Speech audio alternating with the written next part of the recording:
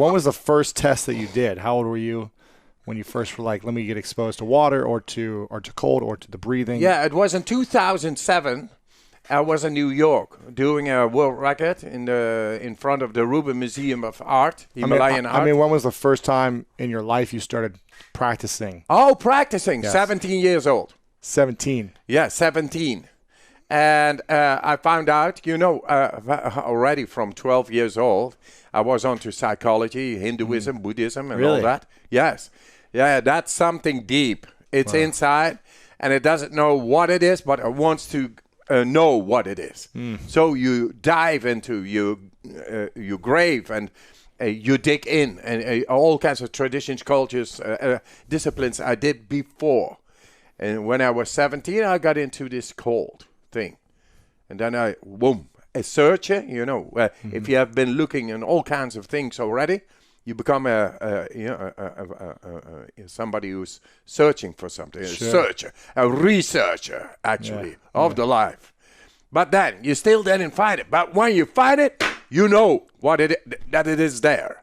So I found out there was, bang. So from there on, I built up. I challenged my body more and more. And first, I was very secluded because everybody thought I was crazy, and I still am. But that's about life. But now you're more accepted. Yes, more accepted. Yes, you could say that. But you need crazy people. You need pioneers. Yeah, you need people who go beyond it all, what we think. Because now we found out, as the first group in the scientific history, to be able to influence into the autonomic nervous system, the immune system, the endocrine system, take possibly away depression, fear, trauma, because those are the real terrorists. Did you grow up living in fear or trauma from anything? I think so. I think I never was satisfied with what was going on in the world. And how that's a traumatic birth I'm relating to, and I talked with my mother about it. You had also a question about who's the most influential person in your life. Who was that? That was my mother. Really? Why? Because mothers always are the most influential. Really. Because they give you the tit. They are there. Yeah. And they care for you. And even though they sometimes do not know, they still care. Without words. They're unconditional. They are there. What was the biggest lesson she taught you? Just to be very. She always said, "Hey, don't act crazy. You're crazy enough already." So you're not following her advice really well. I do. I think right now she passed away, but she is very proud of what I do because I believe. And she was a very Christian person, very believing, very religious. And even though she did not know everything, she was very religious, very devout. And I think I got this devotion that's going disciplined into a discipline anyhow, with anything. Was there ever a time in your life where you lost belief in yourself? Whoa, that many times I've encountered almost, death. And then you say, I'm losing it. How do you come back from that type of experience? Yes. How do you retrain your body and your mind to believe in the next record, the next adventure? Yeah, actually very quick. An example, for example, is the first time I had to do a record with the Guinness World Records, swimming under the ice, say 50 meters.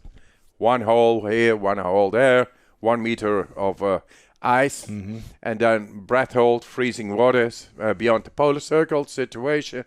And then the day before I had to do the actual record, I went in, I had no goggles on. I lost the way because I lost sight.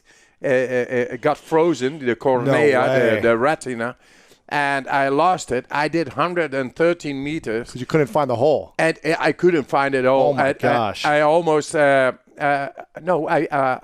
the end, I fainted it. But I did not feel any agony. I felt actually quite peaceful. After minutes and minutes under the ice, swimming, you exhaust your body. And I got this narrowed vision. Boom, just seeing that. That's physiological. Wow. And then I went on swimming. It was all okay. It was like I was swimming into the death, unconsciousness. And then somebody grabbed me, a diver, and he brought me back to the 50-meter hole, which I lost. Oh, you kept going past the hole. Yeah, Off deviated. track. Yeah, Wow. completely off. Yeah.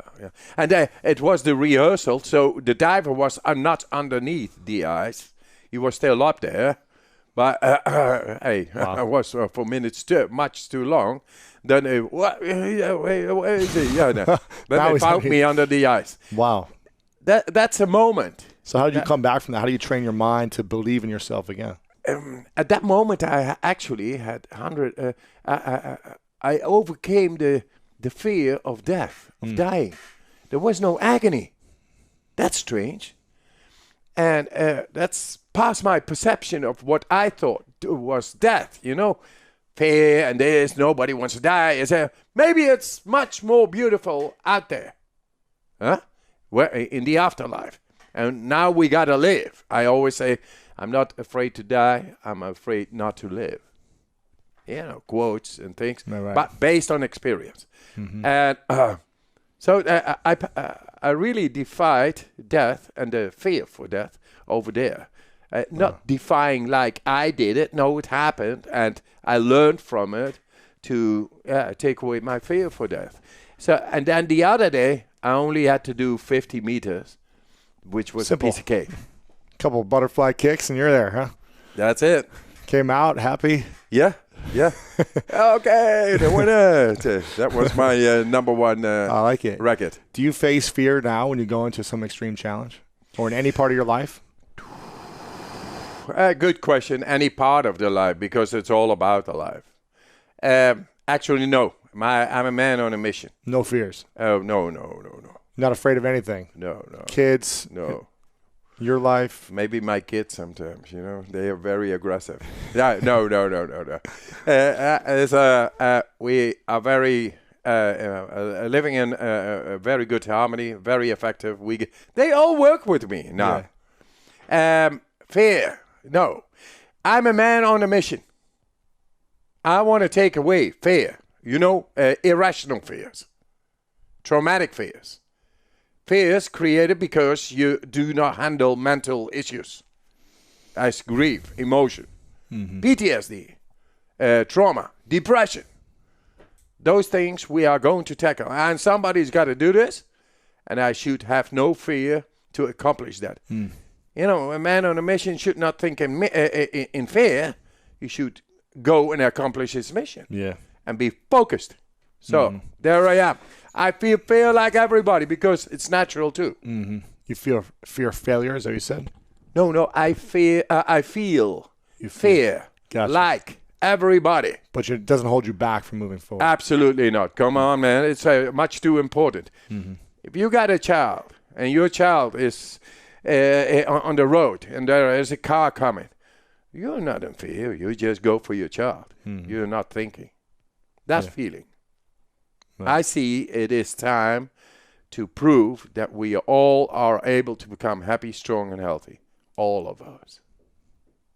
So how do we start to overcome our fears? By learning that we are able to control in the brain, the directory of the brain, that is the primitive brain, the brainstem, and that makes you able subconsciously to act in any situation which could come. Because subconsciously we feel we are not able to confront ourselves in any situation. We got this fear. It creates fear. And that's logical. Now, if you are able to learn to control any situation the way nature meant it to be, and that is to have control over the primitive part of the brain, then this fear is subsiding. And fear is always there and say, don't go. If this is an abyss, don't go over there. It will show. Right. And if you respect that, I will do here one handstand on the abyss, its border, and but not go over it. You learn to control it. You are the ruler within your own mind and your own body. That is the mindset. The cold shower will help your vascular system, which is running through everything you got, and the breathing is changing the chemistry. And then suddenly you find out